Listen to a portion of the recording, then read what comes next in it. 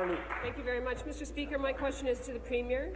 During the economic downturn, Sarnia lost more than 7% of their workforce, and it still hasn't recovered. There are families in Sarnia that used to rely on a paycheck from Ethel and Corunna, Dow, or the UB parts plant.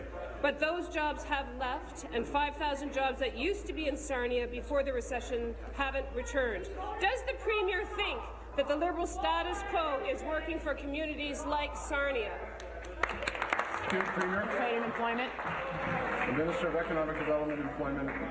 Well, thank you, Mr. Speaker. And Mr. Speaker, I'm proud and happy to say that there are 8,000 more people working in the Sarnia area than there were a year ago today, Mr. Speaker. And in fact, when you think, and this is an area, there's no question that this is an area that has been challenged by the recession and the change in manufacturing. It's an incredibly important part of this province.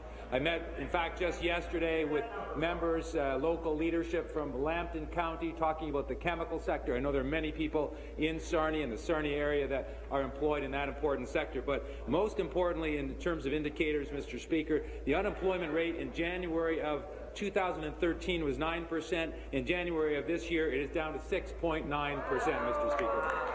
Thank you. Supplementary. Thank you. Thank you again. Again to through the Premier. The Liberal government claimed the HST would create 600,000 jobs, which we have yet to see. They claim no string-detached giveaways would create jobs, but in southwestern Ontario, anyone can see that that plan isn't working.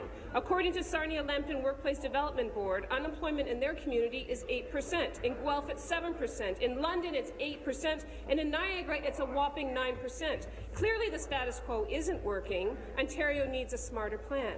Will the Premier admit that this province needs a targeted plan that rewards job creators, gets hydro rates under control, and provides some relief for small businesses? Or is she going to stick with the status quo? Member from Eglinton Lawrence, come to order.